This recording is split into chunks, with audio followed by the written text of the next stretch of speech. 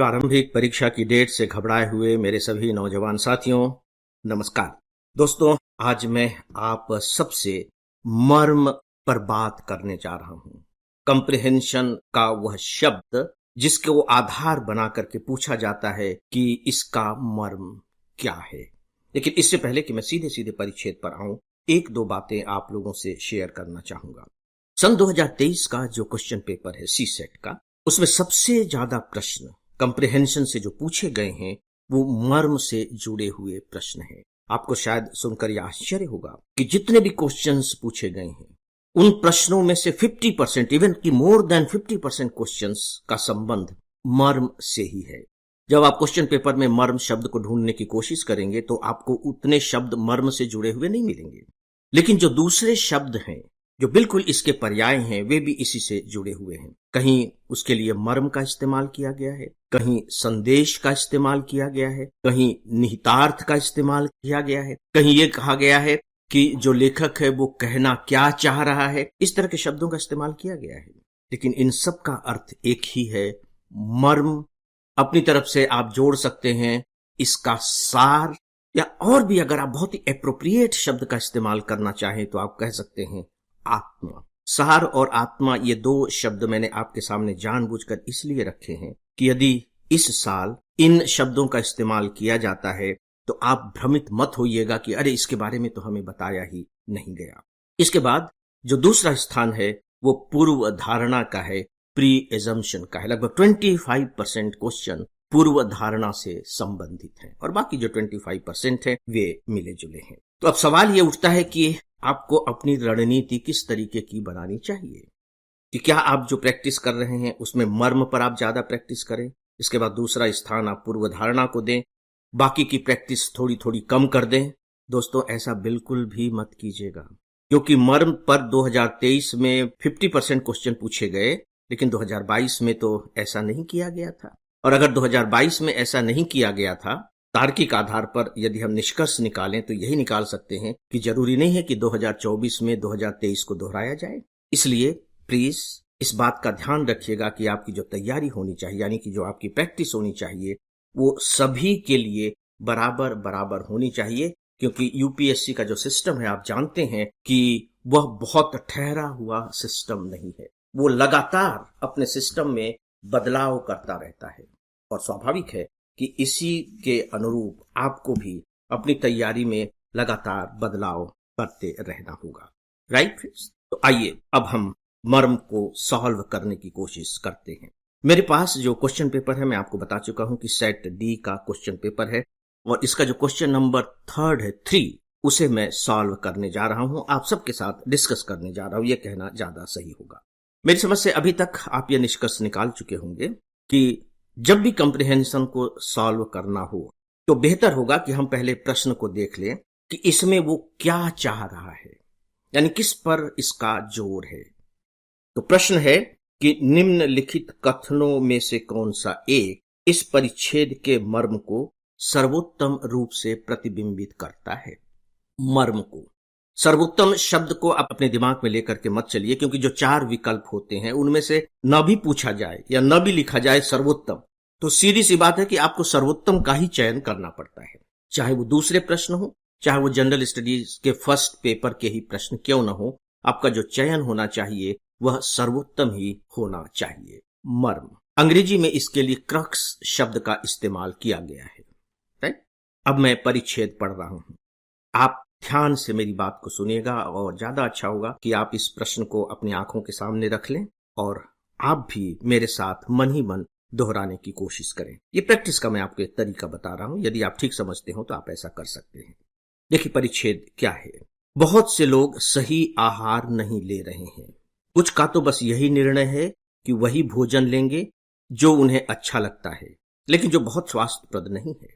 इससे असंक्रामक रोगों में बढ़ोतरी हो रही है। इसके फलस्वरूप हमारी स्वास्थ्य देखभाल व्यवस्थाओं पर बहुत बड़ा बोझ आ जाता है, जिसमें उस आर्थिक प्रगति को जो गरीबों के लिए उनके जीवन स्तर को उन्नत करने हेतु आवश्यक है, अस्त व्यस्त कर देने की संभावना है। अन्य लोगों के लिए समस्या पौष्टिक भोजन तक सीमित पहुंच अथवा पहुंच की गुंजाइश न होने की है, जिससे एकरस खान पान बन जाता है जो उनके पूर्ण विकास के लिए आवश्यक दैनिक पोषक तत्व प्रदान नहीं करता। पूरी दुनिया में पोषण पर खतरा होने का कारण आंशिक रूप से यह है कि हमारी खाद्य पद्धतियां समुचित रूप से हमारी पोषण जरूरतों के अनुरूप नहीं है। खेत से थाली तक के लंबे सफर में चिंताजनक विचलन हो रहे हैं। दोस्तों, ये परिच्छेद है। अब हम थोड़ी देर के लिए इस परिच्छेद को किनारे करके, यानी कि अपने क्वेश्चन पेपर को किनारे करके, आंख बंद करके और ये सोचने की कोशिश करें कि इसका मूल भाव क्या है, वो क्या कहना चाह रहा है। केवल अभी हमें मूल भाव को पकड़ना है, तो आप पाएंगे कि इसका जो मूल भाव है ना, कुछ ऐसा दिखाई दे रहा है कि जो सही में जो डाइट हमारी होनी चाहिए, जिसमें पोषक तत्व, जो विटामिन, प्रोटीन, जो भी हमें मिलने चाहिए, जो हमारे शरीर को स्वस्थ रख सके, हमें बीमारियों से बचा सके, हम वो नहीं ले पा रहे हैं। खाना तो खा रहे हैं, पेट भर भी रहा है, हमें मजा भी आ रहा है, लेकिन पोषक तत्वों का बहुत ज्यादा अभाव है। ये इसके केंद्र में है। मेरी समझ से इसे पकड़ने में आपको ज्यादा दिक्कत नहीं हुई होगी। जब हमारे दिमाग में अब ये मेन पॉइंट आ गया है कि इसका जो विषय है वो पोषक तत्व है, पोषक तत्व कह लीजिए या पोषक आहार कह लीजिए, तो अब हम इसके विकल्पों को देखेंगे कि विकल्प क्या क्या है। आइए, विकल्प ए, सार्वभौम बुनियादी आय योजना को गरीबी उन्मूलन के एक तरीके के रूप में दुनिया भर में कार्यान्वित किया जाना चाहिए। वो ये कह रहे हैं कि एक बहुत पहले इकोनॉमिक्स में ये बात बहुत ज्यादा चली थी कि सार्वभौमिक बुनियादी आय, यानी कि सबको इतनी इनकम तो सरकार देगी ही, इतना पैसा तो देगी ही कि उनकी जो प्राइमरी रिक्वायरमेंट्स है वो पूरी हो जाए। ये सिस्टम चला था, है ना। अब देख रही कि बेरोजगारी बढ़ रही है, हो रही है, तो लोग क्या करें, तो बुनियादी आय उनकी इंश्योर कर दे सरकार। इसमें आपको जो फंसाने की कोशिश की है उसने, वो ये है कि यदि उनकी आय ठीक ठाक हो जाएगी तो फिर वो अनाज खरीद करके खाने लगेंगे, तो उनके पोषण की जरूरत पूरी हो जाएगी। लेकिन आप जब इस अंश को देखेंगे तो पाएंगे कि यहाँ तो उसका खंडन किया गया है कि लोग खाना ही नहीं चाहते, वो अपनी पसंद का लेना चाहते हैं। यहाँ तक कि जिनकी पहुंच है कि वो पोषक तत्व तो खा सकते हैं, फल फूल खा सकते हैं, वेजिटेबल्स खा सकते हैं, वो ऑर्गेनिक फूड भी खा सकते हैं, वो नहीं खाना चाहते क्योंकि वो उनके जीभ पे रचा बसा नहीं है। तो अगर हम ये कर भी देंगे तो क्या होगा, क्योंकि धनी व्यक्ति भी खाने पीने के मामले में वैज्ञानिक दृष्टि अपनाकर नहीं चल रहे हैं। तो सीधी सी बात है कि नहीं, पहला तो नहीं लगता है।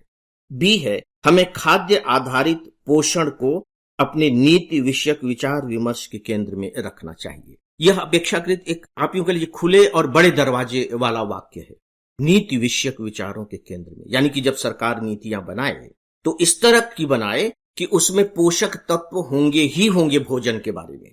ये तो कुछ लग रहा है, एक बड़ी बात हो सकती है ना, ये मर्म निकल सकता है। हालांकि देखिए, उसने सीधे सीधे तरीका नहीं बताया है कि ये किया जाना चाहिए।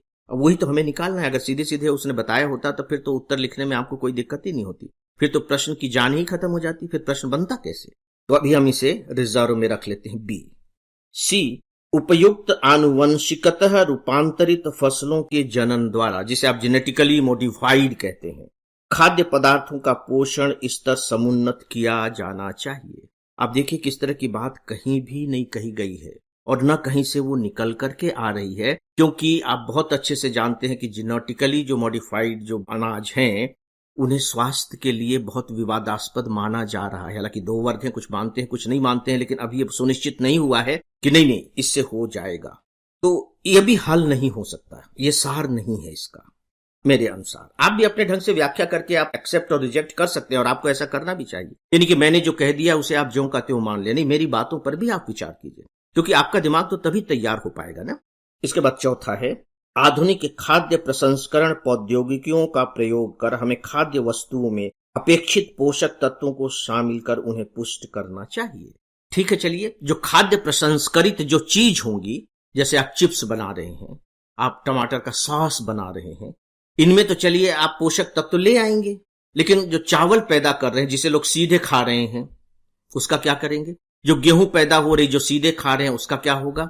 जो हम वेजिटेबल्स खा रहे हैं, जो फ्रूट्स खा रहे हैं, जो खेत से सीधे हमारी थाली तक पहुंच रहे हैं, उनका क्या होगा? उससे तो ये समस्या हल नहीं होगी। तो आपको लगेगा कि नहीं, तीनों चारों में से जो सबसे ज्यादा जो उपयुक्त लग रहा है, अनडिस्प्यूटेड है, या कह लीजिए कि अगर डिस्प्यूटेड है भी तो कम डिस्प्यूटेड है, या ये दिमाग में आपको रखना होगा क्योंकि इसमें से चारों में से सर्वोत्तम आपको ढूंढना है। जरूरी नहीं कि वो बिल्कुल इसके सिवाय कोई दूसरा उपाय हो ही नहीं सकता। आप जनरल नॉलेज को हटा दीजिए, तो फिर आपको लगेगा कि नहीं, कहना वो यही चाह रहा है कि भाई ये जो नीति है, जो सरकार नीतियां बनाती है, चाहे वो एग्रीकल्चर की पॉलिसी बने, चाहे खाद्य प्रसंस्करण की पॉलिसी बने, चाहे और जो दूसरी नीतियां तैयार हों, उनमें सरकार को ये सुनिश्चित करना चाहिए कि पोषक तत्व वाले आहार प्रधानता के साथ मौजूद रहेंगे। और जब सरकार ऐसा कर देगी तो फिर लोग लेने लगेंगे, क्योंकि संकट तो यही है कि जिनको नहीं मिल रहा है वो तो ले ही नहीं रहे, जिनको मिल रहा है वो भी नहीं ले रहे हैं। तो जब वो नीति का हिस्सा बन जाएगा तो डेफिनेटली उसका पॉजिटिव इंपैक्ट हो सकता है। तो दोस्तों, इस व्याख्या के बाद, एक्सप्लेनेशन के बाद, जिस उत्तर तक हमारी पहुंच बन रही है वह है उत्तर बी। आप भी मेरी बातों पर विचार करें, मैंने जो व्याख्या की है उसकी व्याख्या आप स्वयं करें और अपना उत्तर ढूंढने की कोशिश करें। तो दोस्तों, इस विषय के बारे में आज बस इतना ही, और इसी के साथ ही आज के इस डेली ऑडियो लेक्चर को अब यहीं समाप्त करता हूं। नमस्कार।